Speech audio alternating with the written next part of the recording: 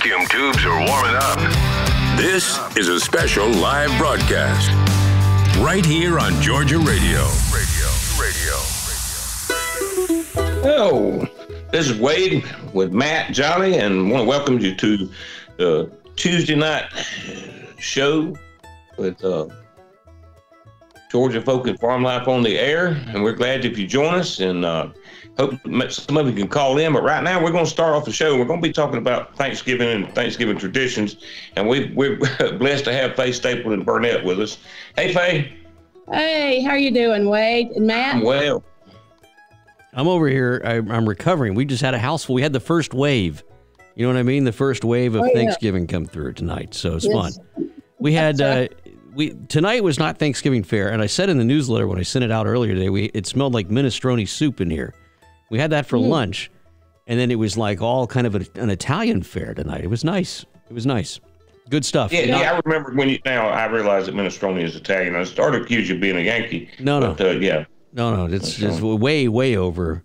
Speaking of which, now, you know, Faye, her roots go way back in Georgia. They go way underground and come back up over several counties away, and then over Canner County and what's Stapleton County? Jefferson. That's right. It's in Jefferson. Yeah. So my roots are in the same area, and my family, but mine don't. Her family's we're in the lower strata of the dirt. I always kid Faye about having those illustrious ancestors that my family worked for. So I'm always impressed with Faye's knowledge of her family history and just so many things that Faye. By the way, if you don't know Faye was the one of the Randy Olive and Faye encouraged me to start this group in 2016, and have been great inspiration. Faye's a retired dentist. She's married to she was Stapleton. She was the daughter of Leroy and Sunell Stapleton from Mettern, and also from Stapleton, that namesake town for her great grandfather. Is that right?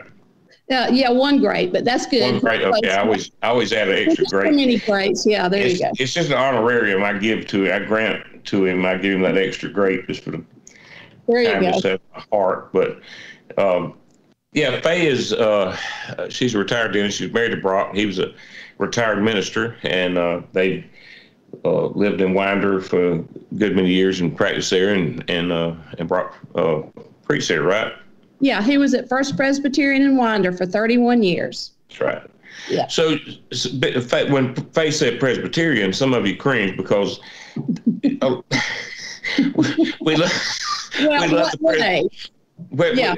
I don't mean cringe in a bad way. I mean a good cringe. Yeah, well, you know what they say, Presbyterians are nothing but Baptists with a drinking problem that don't have enough money to be Episcopalians. I love that. I've never heard that. I really, that's kind of like, I told Matt this week, it is an old thing that people ask, what's the difference between a Baptist and a Methodist? And the standard comeback is the Methodists will speak to you when they see you at the liquor store. That's right. Yeah, that's right. Baptists won't. But I say the reason I'm talking about Presbyterians is because most of us around here are Baptists or Methodists, one of those other. So you kind of infiltrate some Yankiness into Faye's very, very profound Southernness. Well, Wade, I was a Baptist the first 25 years of my life, and then the Presbyterian for about 39, and so now I'm at the Methodist Church. If I live long enough, I guess I'll be something else. I don't know, but anyway, it kind of doesn't matter. It's just a matter of where you're comfortable going. So it's all. Well, I'm just trying to insult as many people as I can right now. That's what I do. Believe me, I've got some people outraged, some wonderful Presbyterians right now that are foaming at the mouth. But there you go. Only we're bringing this up is because we're talking about Thanksgiving and Thanksgiving traditions. So when you bring in Presbyterianism into Thanksgiving, maybe that's, it changes things. So what I was thinking today, that probably your your typical Thanksgiving meal now is like pumpernickel bread, a goose, stuffing. They start out with quiche. Now, come on, Wade. You know your Yankeeism's better than that. No, we're actually pretty traditional. Yeah, pumpkin pie. But Wade, when I was thinking about tonight's program, and I think about Thanksgiving, I think we all sort of reflect on Thanksgiving's past, and we think about the people we've gathered with, and we think about the place we were at, and then we think about the food we ate. And, most of us that are old enough, many of the people we grew up with are passed away now.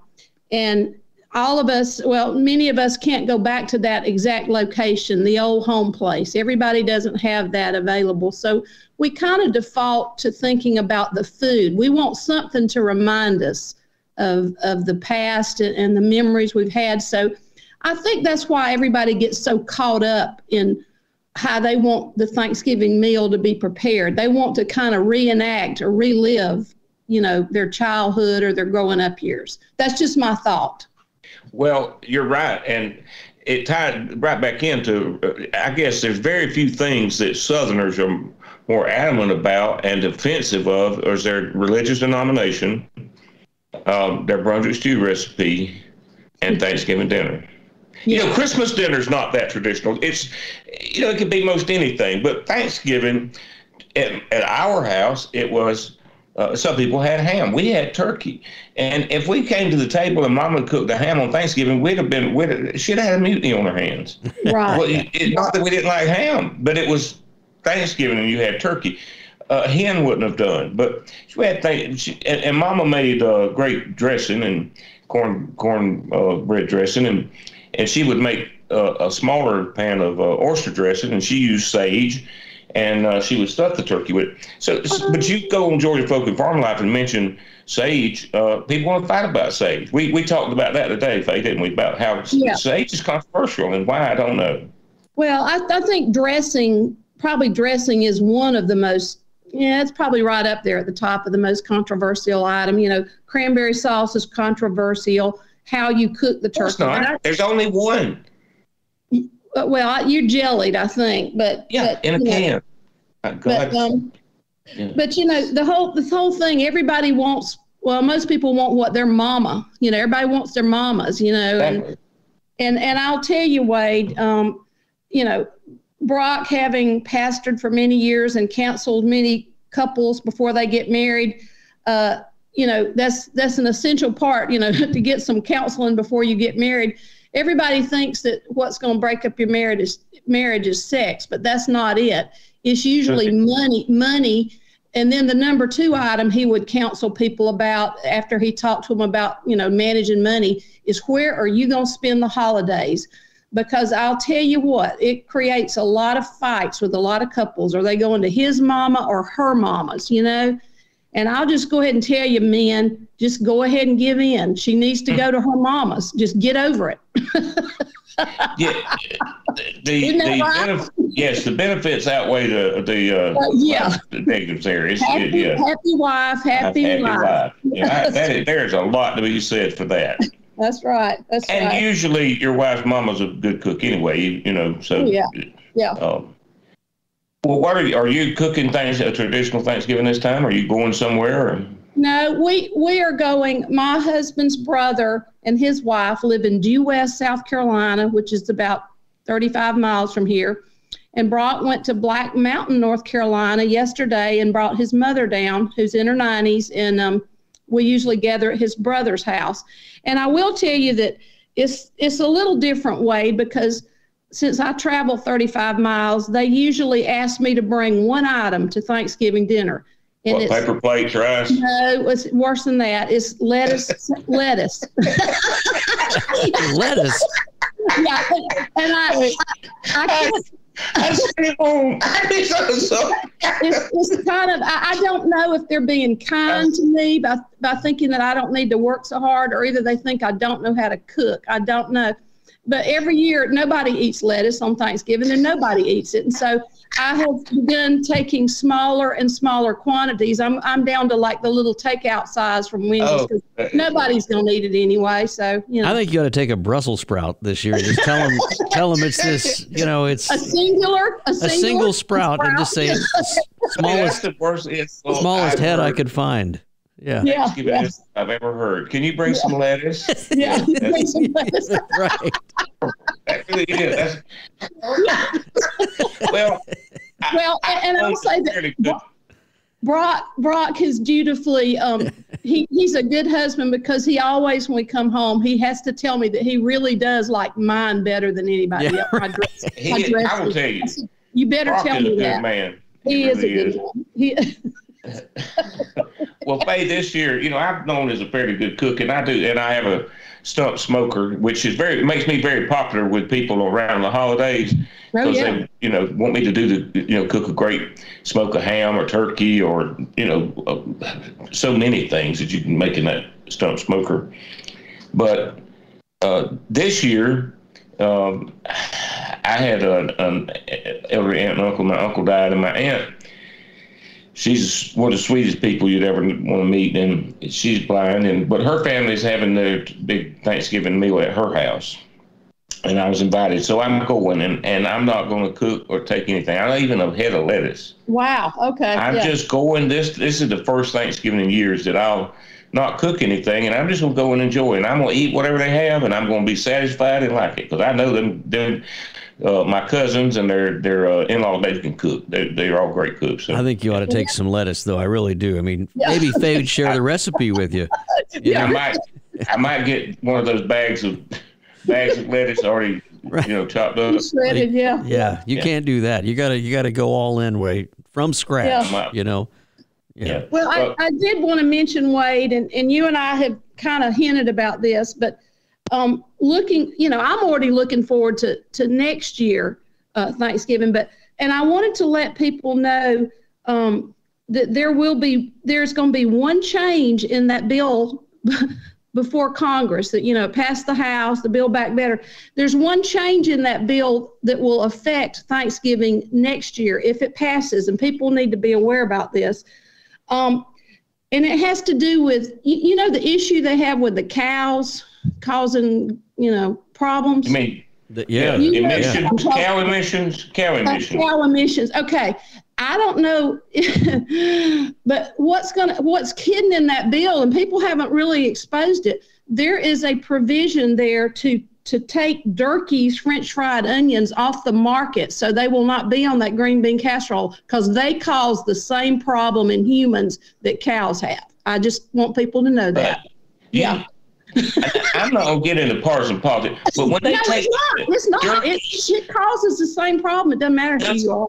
Canned onions. Canned onions. Yeah. Canned onions. I've never heard that.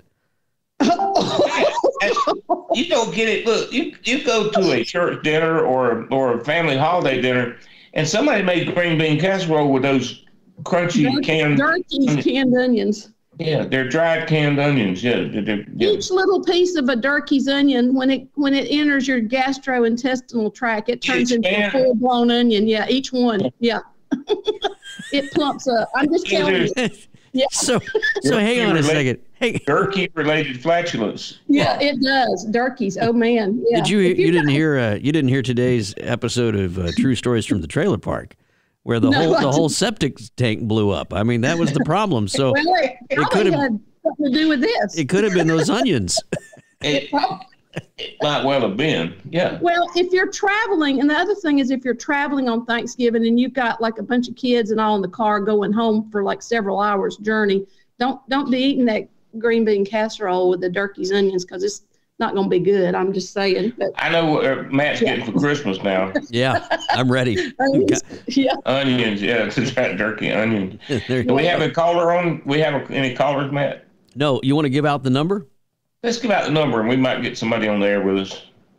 Yeah, and then I want to talk a little bit about our Shop Georgia campaign because you mentioned that stump smoker, and that's made right here in Georgia by somebody nonetheless.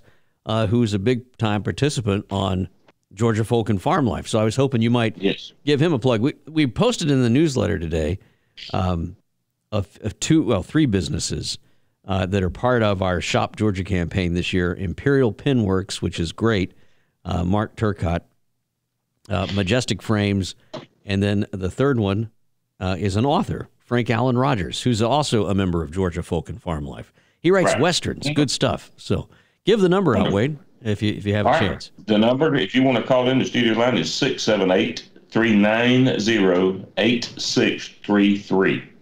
I'm ready to mash the button. 390-8633. Yeah, you'll be ready. You'll be poised to mash the button. Yeah, and Faye was saying there's a little bit of a delay, so if you call in, turn your speaker down just a little bit, and then you can listen over the phone. Yeah. Speaking of stump smokers, I tried to get a call through to Thad Estes today, my buddy that owns Stump Smokers, and Thad's a busy man, and he said he'd call me back, message me, but he never did, and you're being reprimanded on the air right now, Thad, for not calling me back. We were going to get you on the air tonight, so it's you missed out, but we'll get you on here another night, but we wanted to get you in on the Thanksgiving show, and but now what were you about? I don't even know. I know you were about to say something, Faye, because you're Faye. I'm about to say something, Wade. Wade, did you know today was my birthday? No, I did not know today was your birthday. Yes, well, anyway, it is. I'm 64. But what I was going to tell you, I looked back, because, see, some years my birthday is on Thanksgiving. And I looked back over the last 64 years, and 9 times out of the 64 years has my birthday been on Thanksgiving. There's a complicated formula. You have to calculate leap year and all that stuff. Right. But there may be some callers out there that have birthdays around this time of the year that, hit on Thanksgiving periodically. I mean, it's my dad was born on November 28th of 1920, and occasionally his birthday would fall on Thanksgiving, and he always liked that. Yeah. Well, it was a bummer when you're a kid, because they're doing the turkey thing and it's your birthday. You don't want to do that, but anyway. Some years my birthday falls on Halloween. Yes, yeah. Every year. That's right. Oh, wait. I did remember that, Wade. Well, happy birthday, Faye. Well, thank you very much. Faye. Thank you. So I have a question here for you about Thanksgiving traditions. On the turkey, if there is a definitive Southern way to cook it, now because you mentioned smoked, there's a lot of folks that are smoking turkeys, a lot of folks that are frying turkeys, and that's the best thing in the world to watch on YouTube if you haven't done it. Yeah, or baked. I mean, yeah. Yes. Yeah, when they fry it up and they forget to thaw it out and all kind of, I mean, it's just unreal. It looks like a volcano. But what do you recommend? Matt, I'll tell you, I like turkey anyway. Fried is fine, all that kind of stuff, smoked. But if you want good gravy to go on your dressing, you need to bake the turkey. You just do it. Because we go for the drippings, There was only one way to people cook the turkey, and that was to bake it in the oven. And it was only been in the last few years that frying turkeys became a fad. And I love fried turkey. I've fried many of them myself. Never burned the house down.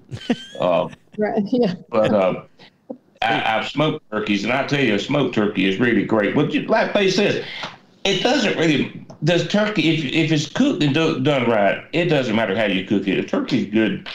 They're good people, and they're good eating. We got a message that came in on Facebook Messenger here that I'll read to you, Wade. It said, I heard you talking about cranberry sauce again, but you failed to mention that Ocean Spray was the brand that those nice little ladies served Jesus at the Last Supper. That's from... Yeah, well, that's true. You have to go back to the King James Version. Some of these modern translations have left that out, Matt. The little old ladies that served Jesus at that catered the event, basically, for Jesus that night. Catered the event.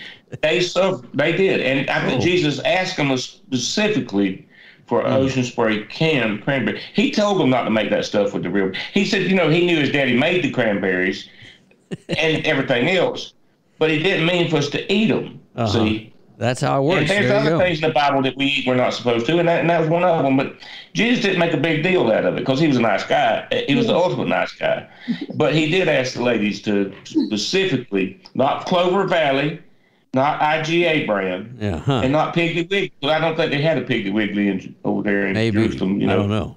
Everybody's just send your hate mail on in. Yeah, there you go. Nothing to do with a pig, Wade. Yeah, that's what I'm saying. Piggly Wiggly was probably not big in. Well, it's good stuff. It is good stuff. I'm happy to report that we now have an authentic cranberry dish to serve the holy Ocean Spray. The holy, yes.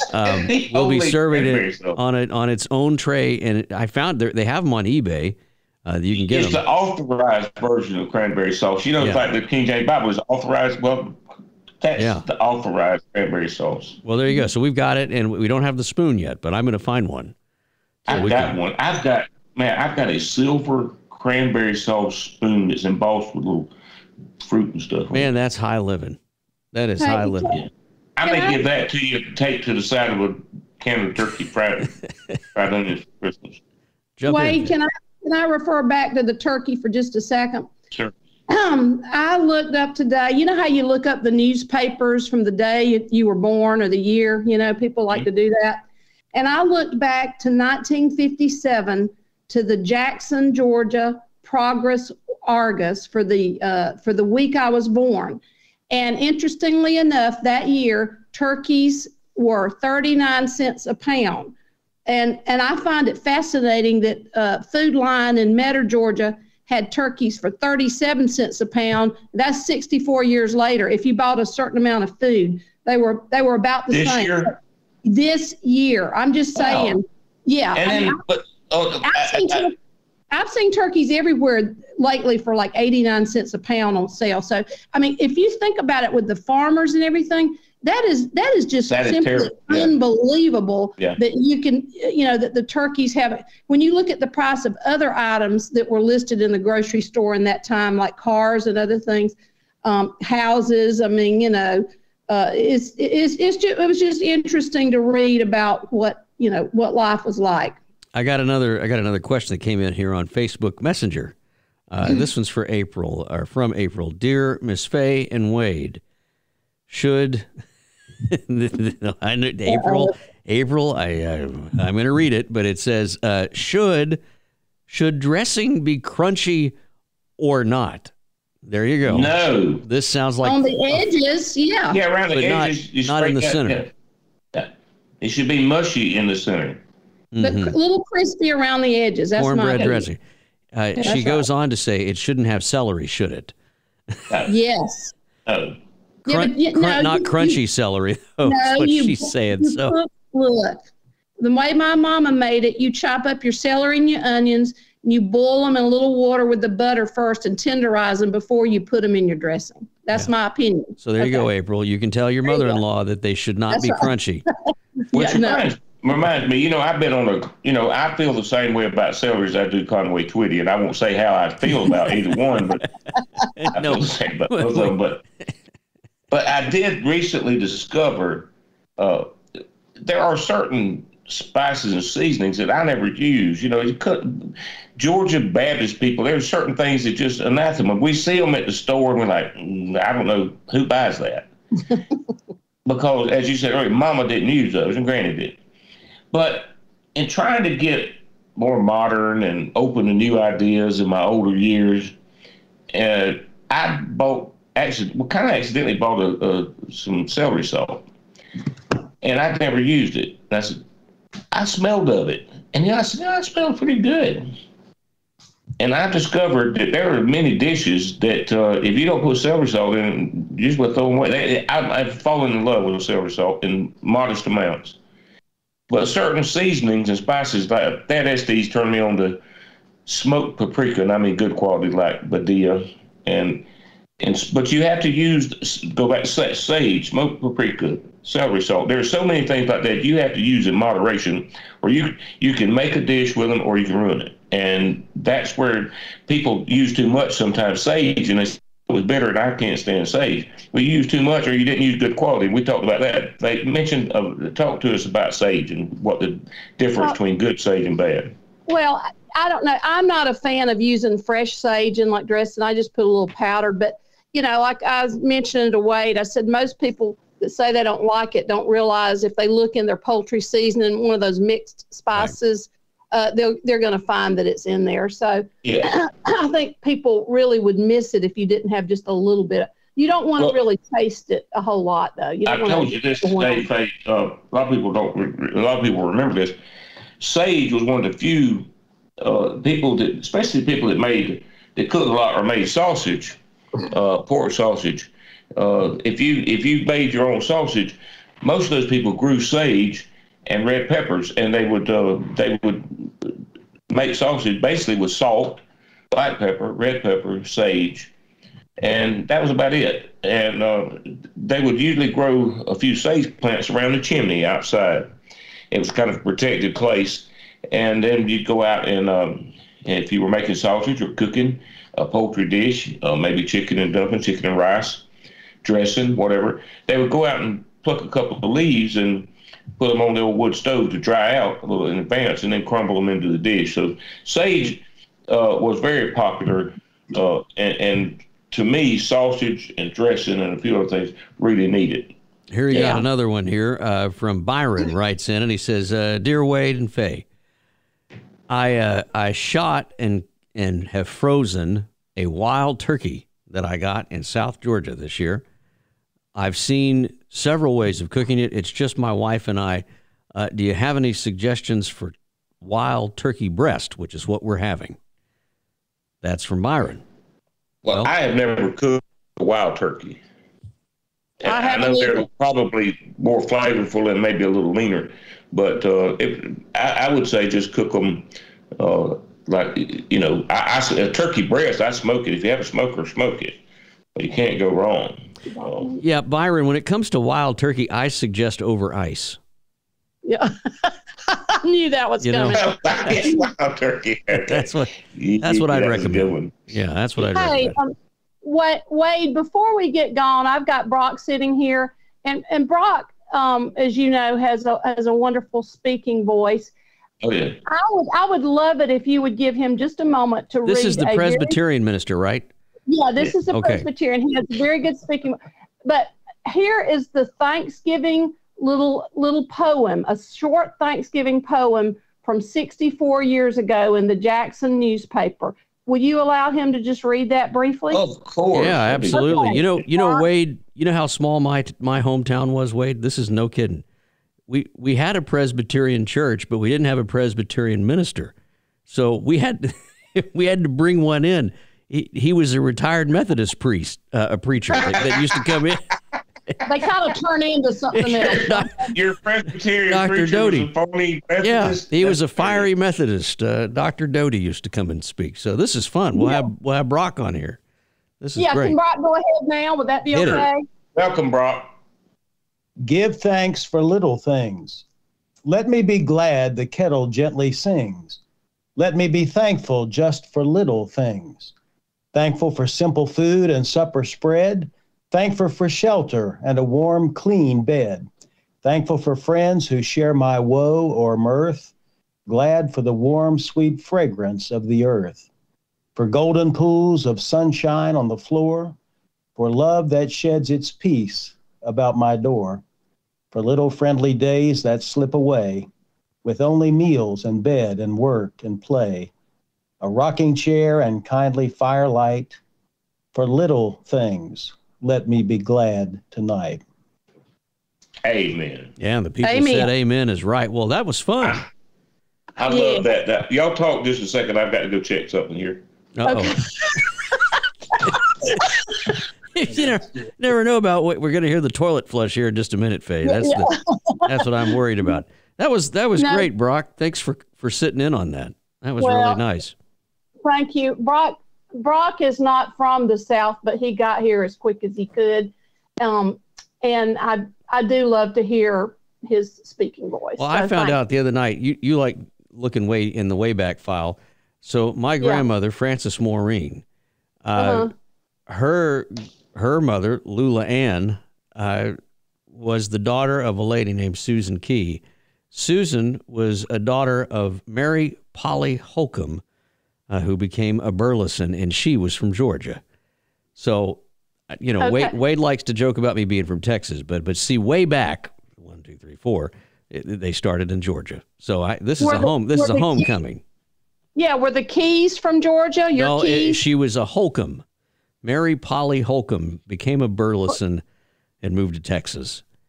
That's me. I had to leave. I thought I had a visitor, and I had to go check the door to see if I just thought probably a wild turkey. Yeah, it was probably a wild turkey. Yes. Well, or somebody that had some wild turkey. Yes. Well, Matt, if you go back into the early 1800s, I mean, they were from somewhere else. Yeah, everybody was. They sure weren't from down there. Yeah. Yeah. Now, hey, let me interrupt y'all, which is what I do. So I'm, we were talking about early Thanksgiving dinners. Most rural folks around here, some did, but going back in the 1800s and early 1900s, I like to go far enough back that there's nobody alive that can argue with me about this. Yeah. So, people baked hens, maybe a couple of hens on Thanksgiving, or ham. Turkey didn't come in until much later. There were wild turkeys and people did eat them, but the commercial turkeys weren't available in a lot of. But I've talked to a lot of old people, and they remembered eating baked hens and dressing for Thanksgiving. Listen, we had 10 of them about 3 years ago because the turkey. This was when we were over in the Middle East, and the turkey got left out all night by accident. And so I had to run. We had a house full coming, right? We had everybody coming over. So I had to run. They were coming for a real American Thanksgiving. So we had to run out and literally get like a dozen. These were not big hens. These were tiny, tiny little chickens, and clean them and slaughter them and all the whole thing. And then we had chicken. It didn't say anything. Sliced it up, and oh yes, here you go. Turkey gravy on it, and saved the day with those chickens. Now, giblet gravy. There were so many components of a Thanksgiving meal that are controversial. So, giblet gravy. Now, is it giblet or giblet? Do you call it? In our family, it's giblet. Giblet. Yeah, giblet. Yeah. Well, and it's made with cornstarch and chopped up boiled eggs and liver and gizzards and the leftover pieces, that you pulled out of the cavity, as it was, and that's what you make giblet gravy, and you put it on your dressing. And there are different ways to make it. But we spoke about the pumpkin pie. A lot of people like pumpkin pie, but traditionally in Georgia, in this area, in the South, it was sweet potato pie, and because they were everywhere. And a lot of people think they're the same. They're not. Sweet potato pie is much superior, and far superior. Yeah. You talk about giblet gravy. I had a friend named Connie, and when we were in high school biology class, and they cut that little piglet open, and she looked inside, she goes, she kind of looked at it, and she said, "Well, where's the bag?" And I said, "What do you mean, Connie?" And she said, "Well, none of that's in a bag like the turkey." just got to stop looking at each other like, well, it's nature. It's nature's bag, Connie. Yes, it's right here. Yeah. Yeah. Yes. You were going to say something, Faye, before we jumped in. We just got a few minutes left here, but go right ahead. No, I'm just sitting here on my other computer looking back at the newspaper from Thanksgiving week. This was 64 years ago, Thanksgiving week. They have a 1958 Ford advertise, a new car, and it's terrific. It saves up to 15% on gas, and that's because it has a Ford Interceptor V8. There you go. Yeah, so here we are with our the less gas you use. I remember that thing. Right. We can't get them to do that now. Yeah, that's right. We got a good one here, and I'm going to read it. This one is from Olivia. Olivia writes in it. She says, "Hey, I've enjoyed the show tonight from up north, but you failed to talk about the greatest family tradition of all for Thanksgiving, and that is the afternoon fights." Well, there you go, Olivia. Well, she goes on to our say, family were mostly fat people. They ate a lot, and so we didn't feel like fighting. We felt like fighting, but we weren't. The spirit was willing, but the flesh was weak. We were up to a good fight, but we just let things slide because we were too full and fat to really engage in a fight. So you got that whole tryptophan thing going on, and chicken actually has more tryptophan than turkey does. But really, tryptophan is actually a precursor of serotonin, and any of you that know what serotonin does from you, it's kind of your be happy hormone in your body. So eat more turkey. There you go. Well, we should end on that one, I gather. But yeah, well, that's a great one. Well, Olivia, I wish you the best. She went on to say that it's her two uncles, and for the last, she said, for my whole life, I've never remembered a Thanksgiving dinner where one of them didn't try to throw a punch. But now she said now they're in their 80s, so we'll see how this year goes. Well, good luck, Olivia.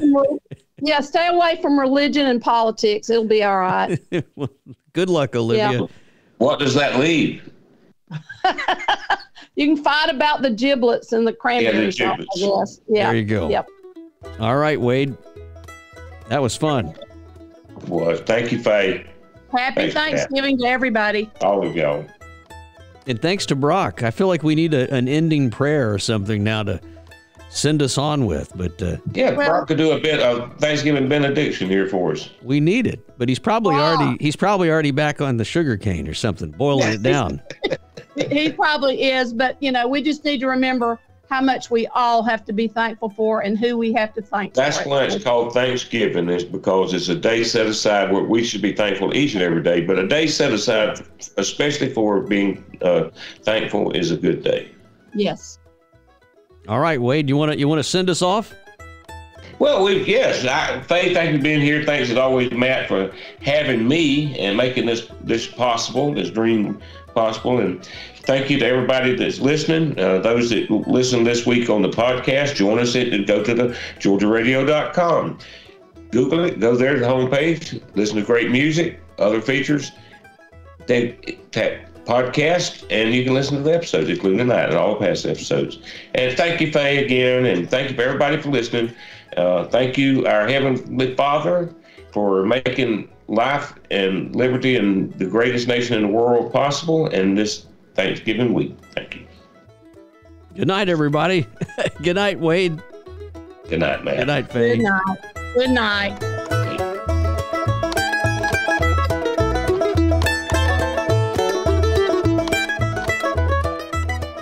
You've been listening to the Georgia Folk and Farm Life Show here on Georgia Radio. Join us every Tuesday night at 7:30 for another episode of the Georgia Folk and Farm Life Show. And if you're into old country and new country and a little bit of it, join me, Matt Jolly, on Monday through Friday, 10 a.m. till 2 p.m. We have some great music laid out for you all Thanksgiving week here, and I think you're really going to enjoy it. If you have a request or a dedication, you can always send it over via Facebook. Right there at Georgia Radio on Facebook. Thanks again for tuning in. We'll talk to you next week for an all-new Georgia Folk and Farm Life Radio show. Happy Thanksgiving, everyone.